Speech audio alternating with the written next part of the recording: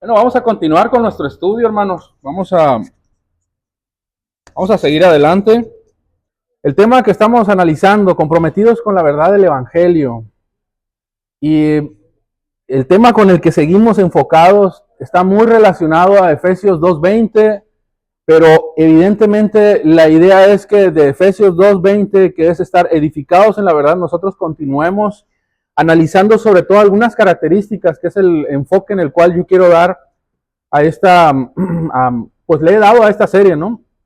Hemos visto diferentes temas y te he hablado de características que son visibles y deben de ser visibles en la vida de todo creyente. Yo quiero hablarte el día de hoy de otras características y con eso dar por concluido lo que tendría que ver con el tema de las características de los colaboradores, que decimos ser nosotros, colaboradores de Cristo, y analizar algunas advertencias también, que son puntos que tengo que analizar. Yo quiero que abras tu Biblia, por favor, en la segunda carta de Pablo, capítulo 6, versículos del 1 al 8. Te lo voy a leer en la versión NTV. Quiero que analices ciertas características en las cuales quiero enfatizar y que resultan tan evidentes, tan claras en la vida del creyente, que necesariamente, créanme, yo pensaba dar por concluido el punto de las características del colaborador, de aquellos que decimos ser colaboradores de Cristo, pero cuando leí esto, dije, no, necesariamente necesitamos estudiarlo. Así que vaya a la segunda carta de Pablo a los Corintios, capítulo 6, versículos del 1 al 8. Lo voy a leer. Voy a ir precisando algunos puntos en la medida que vamos avanzando, pero fíjate lo que dice Pablo al inicio, como colaboradores de Dios. Y si puedes analizar eso, la palabra no es como colaboradores, la palabra completa es como colaboradores de Dios, así que eso tenlo en cuenta porque lo voy a enfatizar. Fíjate la súplica, el ruego, la exhortación de Pablo. Les suplicamos que no reciban este maravilloso regalo de la bondad de Dios y luego no le den importancia. Estoy en la NTV, hermanos. Pues Dios dice, en el momento preciso te oí, en el día de la salvación te ayudé. Efectivamente, efectivamente, el momento preciso es ahora, hermanos, es ahora. Y Dios está dirigiendo a ti como tú siendo su colaborador. Hoy es el día de salvación, dice el Señor. Vivimos de tal manera, y ojo con estos versículos, que nadie tropezará a causa de nosotros. Ve esta afirmación. Como colaborador de Cristo, Pablo dice, vivimos de tal manera que nadie tropezará a causa de nosotros. Wow. Ve esta característica y tenla en cuenta, por favor. Y nadie encontrará ninguna falta en vuestro ministerio. Fíjate lo que está diciendo, hermanos. Esto es sumamente precioso como característica de un colaborador, un siervo de Cristo. Y nadie encontrará ninguna falta. No habrá tropiezo por medio de nosotros hacia ustedes y no encontrarán de parte nuestra ninguna falta en nuestro ministerio. Qué preciosas palabras. Pero continúo. En todo lo que hacemos, hermanos, en todo lo que hacemos, yo no sé qué hagas tú, pero Pablo está afirmando que en todo lo que él hace y en todo lo que hacen aquel grupo de colaboradores que están trabajando con él, colaboradores de Cristo, dice, demostramos que somos verdaderos ministros de Dios. Otra vez la palabra colaborador, servidor, ministro. Demostramos que somos verdaderos colaboradores de Dios. Ojo con esto, con paciencia, característica de aquellos que somos, obviamente que su Espíritu Santo está con nosotros, ¿no? Con paciencia soportamos dificultades y privaciones y calamidades de toda índole. Fuimos golpeados, encarcelados, enfrentamos turbas, enfurecidas, trabajamos hasta quedar exhaustos, aguantamos noches sin dormir y pasamos hambre. Ve en medio de las circunstancias en las que está Pablo y a pesar de todo, él está haciendo énfasis en todas esas evidencias como colaborador de Cristo. Y vuelve, insiste en el versículo 6. Me llama la atención que en cada versículo casi siempre dice demostramos. Dice el versículo 6, demostramos, otra vez, estoy en la NTV, lo que somos por la pureza de nuestro entendimiento. Demostramos lo que somos por nuestra pureza, evidentemente la pureza del Evangelio, la pureza del Espíritu Santo que los ha santificado, los sigue santificando, pero después dice nuestro entendimiento, nuestra paciencia otra vez, nuestra bondad, todo atribuido a Dios, obviamente, por el Espíritu Santo que está dentro de nosotros y por nuestro amor sincero. Versículo 7, con fidelidad predicamos la palabra, predicamos la verdad. Fíjate la característica también evidente en un colaborador de Cristo, la exposición de la palabra, la fidelidad en hablar de parte de Dios y delante de Dios, lo que Dios dice, como Dios dice, y exponer el mensaje fielmente de Dios. Continúa el versículo 7, el poder de Dios actúa en nosotros, usamos las armas de la justicia, con la mano derecha para atacar y con la izquierda para defender. Servimos a Dios, colaboradores, ya sea que la gente nos honre o nos desprecie, sea que nos calumnie o nos elogie. Somos sinceros, pero nos llaman impostores. Ve en medio de todas esas circunstancias, como incluso Pablo afirma que ellos siguen siendo colaboradores de Dios, con independencia de lo que hagan, digan o señalen en contra de ellos, ellos siguen siendo sinceros, siguen predicando la verdad del Evangelio, a pesar incluso de que les puedan llamar impostores. Yo he hablado de muchas características, hermanos, en la vida de un colaborador. Y a lo largo de esta serie he hablado de algunas características que han sido muy notorias, muy evidentes. Y te he hablado, por ejemplo, que un colaborador ayuda, ¿no? Sabe ayudar, en este caso, valga la redundancia, colaborar con su hermano para hacer ese equipo, ese trabajo que necesariamente ambos necesitan hacer y demostrar por consecuencia de que al ser colaboradores de Cristo, ellos están colaborando mutuamente para luchar por la unidad de la fe. He hablado de otras características como lo es precisamente la unidad, la importancia de tú y yo entender que somos un cuerpo en Cristo y somos muchos miembros, pero la unidad como tal nosotros tenemos que perseverar en ella como luchando. Y esa lucha que tenemos por perseverar en la unidad de la fe no es el combatir o el luchar con mi hermano por una verdad, sino luchar con él juntamente para que esa unidad se mantenga. Y he hablado de muchas otras características como la generosidad, la responsabilidad, que es el tema central con el cual he estado yo enfocado en esta serie, que es comprometidos con la verdad del Evangelio. Pero lo que estamos leyendo aquí, hermanos, en el capítulo 6 de esta segunda carta de Pablo a los Corintios que nos entrega, es muy ilustrativo. Es sumamente ilustrativo porque nos demuestra la vida de un colaborador y Pablo es sumamente reflexivo, sumamente, ¿cuál será la palabra? Penetrante a la hora de querernos demostrar la importancia de demostrar lo que somos si en verdad decimos ser lo que afirmamos. En este caso, colaboradores de Cristo. Yo no sé si tú has oído una anécdota, pero hay una anécdota que a mí me llamó mucho la atención. ¿Ustedes conocen a Alejandro Magno? ¿Han oído hablar de él? Bueno, si no han oído hablar de Alejandro Magno, tratando de hacer un poquito de énfasis en esta historia, más bien en esta explicación que trato de darte, me acordé de esta historia porque Alejandro Magno, hermanos, fue un rey de Macedonia y fue uno de los comandantes o generales más, ¿cómo se dice? Pues más intensos, más fuertes, más reconocidos en la historia de la humanidad. Se dice de este hombre que estando en la batalla contra el enemigo, vio que la línea de batalla estaba, vaya, muy férrea, ¿no? La batalla en ese momento, muy intenso, vaya, es lo que quiero decir. Pero le llamó la atención que vio a uno de sus soldados que estaba muy desubicado. Y lo que hizo Alejandro Magno es acercarse a él en ese momento de tanta dificultad, porque lo vio asustado, lo vio temeroso, lo vio desubicado, como que no entendía su misión, su enfoque. Y Alejandro Magno, según esta anécdota, le dijo fuertemente, soldado, soldado, le gritó. Y le pregunta, ¿cuál es tu nombre? Repite conmigo, perdón, dime cuál es tu nombre. Insistió él diciéndoles, ¿cuál es tu nombre? Y el soldado respondió, muy apenado, me llamo Alejandro. Y como que en ese momento entendió este soldado porque quien le estaba hablando obviamente era su comandante general, que era Alejandro Magno. Y la respuesta de este comandante general, es decir, Alejandro Magno, fue, o cambias tu conducta o cambias de nombre.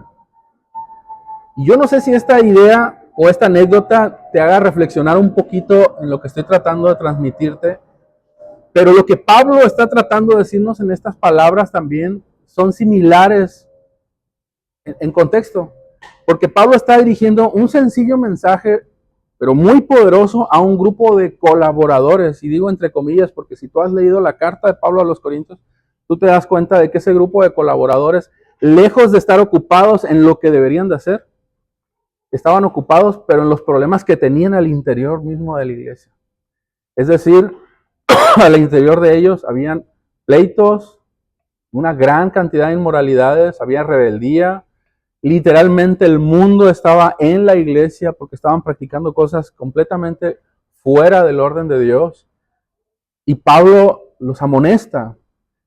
Pablo incluso les insta, ¿no? En el versículo 1, si tú lo lees, ahorita lo leímos, como colaboradores de Dios. Pablo, como un colaborador, dirigiéndose a aquellos que también son colaboradores, les dice, les suplicamos, no reciban este maravilloso regalo de la bondad de Dios y luego no le den importancia. No puede ser posible, en otras palabras, Pablo les está diciendo, que ustedes digan ser colaboradores de Dios y se muestren con actitudes completamente indignas de aquellos que en verdad son colaboradores de Dios. Es decir, tú tienes que dar evidencia de que en realidad eres un colaborador de Cristo. Y la indignación de Pablo en este sentido resulta así porque yo quiero imaginar, ¿no?, que Pablo se está preguntando cómo es posible que estas personas, estos hermanos que han sido edificados en la verdad y han sido llamados colaboradores de Cristo, sigan demostrando ese tipo de conductas aún a pesar de haber recibido el Evangelio y pertenecer a la familia de la fe. Y eso es algo que ellos están evidenciando, y Pablo obviamente está extendiendo su molestia, su inconformidad, y producto de esto no solamente elaboró una carta como resultado de esa vida de pecado en la que estaban viviendo estas personas, estos hermanos, sino que incluso redactó 2 cartas por la misma razón, porque estaba preocupado, sentía temor, sentía tristeza. Y Pablo insiste, ¿no?, en esta verdad. ¿Cómo es posible? Tienen que mostrarse como lo que son, creyentes. Y les exige no menosprecien, lo leíamos ahorita en el versículo 1, la bondad de Dios. Es decir, en pocas palabras, cambian de actitud, o cambian de conducta, o literalmente tendrán que cambiar de nombre. Pero no se pueden llamar colaboradores de Cristo si ustedes están viviendo con ese tipo de actitudes. El temor de Pablo es tan evidente en esto que te voy a leer en esa misma carta, segunda carta de Pablo, pero en el capítulo 12, versículo 20, algunas palabras que Pablo les señaló a los corintios, producto de ese temor que sentía al verlos que no estaban avanzando en su vida de fe, al verlos que no estaban dando testimonio de lo que en verdad deberían de demostrar como colaboradores de Cristo. Y les dice, temo que encontraré peleas, celos, enojo, egoísmo, calumnias, chismes, arrogancia y conductas desordenadas. Así es. Tengo miedo de que cuando vaya de nuevo, Dios me humille ante ustedes y quedaré entristecido porque varios de ustedes no han abandonado sus viejos pecados. No se han arrepentido de su impureza, de su inmoralidad sexual, ni del intenso deseo por los placeres sensuales. Date cuenta cómo Pablo siente ese temor, esa tristeza, ese dolor en su corazón de que debiendo ser evidente en ellos esas características de un colaborador de Cristo, lo que están haciendo en verdad es demostrar su naturaleza pecaminosa aún y per se o a pesar de haber conocido el Evangelio, haber sido edificados en esa verdad. Encontramos advertencias aquí, hermanos. Muchas advertencias, y pudiera ser una especie de paréntesis en esto, porque nosotros somos colaboradores de Cristo. Amén. Somos colaboradores de Cristo, hermanos. El punto está en que podemos ser nosotros colaboradores y no entender lo que estamos haciendo como servidores de Cristo, y pueden pasar años sirviendo, ministrando, presentando nuestra ofrenda delante del altar, y no necesariamente estar edificando en la iglesia, hermanos, o para la iglesia, o presentando esa ofrenda delante del altar. Porque colaborar, hermanos, no es simplemente colaborar por colaborar. Permítame ser insistente en esa palabra. Pueden pasar años, incluso, y yo reflexionaba en esto, pero como colaboradores podemos pasar años y estarnos engañando a nosotros mismos porque seguimos aferrados a esas conductas similares a la vida de los corintios. prácticas indignas, conductas que hemos decidido en lugar de dejarlas, de desecharlas, seguirlas abrazando, incluso solaparlas y seguirnos llamando a nosotros mismos colaboradores de Cristo. Puedes tener años en el Evangelio, hermanos, y como te decía, no precisamente por el hecho de estar colaborando, estar presentando ofrendas dignas en el altar. Y no por ser colaborador, precisamente, estar creciendo espiritualmente. Y eso es peligroso. Eso es peligroso, hermanos, porque lo que más tú y yo deseamos es conocer a Cristo, amén. Su palabra, que su palabra nos edifique, su palabra penetre en nuestros corazones y nos haga reflexionar, cambie nuestra mentalidad, cambie nuestra conducta, por supuesto, y en eso nosotros tenemos que ocuparnos para poder colaborar con su iglesia. Pero obviamente tenemos que tener esa disposición y tenemos que ser cuidadosos, hermanos, porque la práctica de nuestro servicio, la práctica de todo lo que hacemos, la práctica de todo lo que incluso Dios nos ha dado en las herramientas espirituales que tenemos, es con el propósito de que su iglesia se edifique. Pero la idea de Pablo en este mensaje que está dando es que también se identifique con quién está colaborando. Y esa parte yo sí la quiero enfatizar un poco más. Porque Pablo no está diciendo que eres un colaborador nada más. Él se identifica como un colaborador de Cristo. Hermanos, no está diciendo somos colaboradores, nada más. A mí me gusta mucho cómo explica y agrega de Cristo. Y ese de Cristo lo cambia todo, hermanos. Hace totalmente diferente. Porque tú vienes el día de hoy, yo vengo el día de hoy con esa comprensión y ese entendimiento de que lo que vengo a hacer es para la gloria de Cristo, es para el servicio de mi Señor, es para la edificación de su iglesia y todo eso repercute en alabanza a su nombre. Pero nosotros no podemos omitir o quitarle esa característica que hace que nosotros podamos ponerle un nombre o un título a todo lo que hacemos. Colaborador de Cristo. En resumen, hermanos, este capítulo 6, versículos del 1 al 8, voy a extenderme un poquito al versículo 10 incluso. Básicamente lo que Pablo está haciendo es mostrar el verdadero rostro de un colaborador. Fíjate cómo insiste al usar esa palabra, ¿no? Demostramos que somos, una y otra vez. Y en eso hace evidencia de que él es un colaborador de Cristo, porque todo lo que hace, todo lo que busca hacer es para la gloria de Dios y para reflejar el Evangelio. En el versículo 1 enseña o invita a la iglesia a que se adhiera a la verdad. O sea, que no permanezcan en esas viejas prácticas, sino que se adhieran a la verdad del Evangelio como colaboradores de Cristo. El versículo del 1 al 2 literalmente les dice, dejen de vivir como cristianos fluctuantes, que son las mismas palabras que Pablo le dice a los Efesios capítulo 4. En el versículo 3 y 4, si tú lo lees, les dice, no sean piedra de tropiezo el uno para el otro. ¿Cómo es posible que entre ustedes mismos estén poniendo, como dice, el pie para que se tropiecen? O sea, el mismo cuerpo no puede estar en conflicto, entre los mismos miembros del cuerpo no pueden estar en conflicto entre ellos mismos. Y eso es lo que Pablo está reprendiendo, está enseñando. No puede ser posible eso. Un verdadero colaborador, es lo que dice el versículo 4 y 5, lo estoy resumiendo, está a disposición de su rey. Y eso es lo que enseña. Siempre está dispuesto a evidenciar los frutos del Espíritu a pesar de los rechazos, los sufrimientos y todas las calamidades que Pablo está señalando en estos versículos. Los vamos a analizar. Ahorita estoy haciendo un pequeño resumen. Pero en los versículos del 4, versículos 7 y 8, habla una palabra también bien interesante. Cómo un verdadero colaborador demuestra esa fidelidad a Cristo, porque se debe a Cristo, siendo serio en su compromiso con el Evangelio y exponiendo obviamente ese mensaje con toda fidelidad. Yo tengo una pregunta, ya me está ganando el tiempo, voy a tratar de resumirlo, pero aquí la pregunta es, y ya la respondí, pero quiero que tú mismo la analices, ¿cómo es que Pablo comprendió y asumió con tanta seriedad su responsabilidad con el Señor? O sea, ¿quién le abrió de esa manera los ojos a Pablo para que entendiera todo esto que estamos estudiando y lo viera con esa seriedad, con esa intensidad que lo está viendo? Y pudiéramos preguntarnos, ¿no?, también a la par, ¿por qué algunos le dan más seriedad a esta necesaria forma de vida que necesitamos adherirnos como colaboradores de Cristo y unos no le dan tanta seriedad? al grado tal que Pablo mismo en el versículo 1, y lo leímos, les dice, no le resten importancia. O sea, ustedes son colaboradores de Cristo, no le resten importancia. Dios fue bueno, Dios fue generoso, Dios nos ha permitido colaborar con Él, pero no le resten importancia a algo que merece que sea tratado con todo honor y con toda dignidad.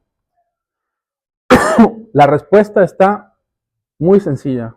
Si tú lees un poquito más acerca de la vida de Pablo y buscas conocer un poquito más en las palabras que él está inspirado por el Espíritu Santo tratando de transmitir a la iglesia, tú te darás cuenta que el propósito de Cristo está grabado en el corazón de Pablo. Yo quisiera adentrarme en el capítulo que estamos leyendo de la segunda carta de Pablo a los Corintios, capítulo 6, pero la clave no está ahí para entender el porqué de esta responsabilidad de Pablo tan férrea en mantenerse tan serio y tan comprometido con el Evangelio. Si tú lees el capítulo, primera carta de Pablo a los Corintios, capítulo 4, versículos 1, ahí viene la clave y te lo voy a terminar leyendo esto para que tú analices estas palabras y te des cuenta que eso está grabado en el corazón de Pablo para poder nosotros entender el por qué asumió con tanta responsabilidad su ministerio. Dice lo siguiente, lo voy a leer en la Reina Valera contemporánea.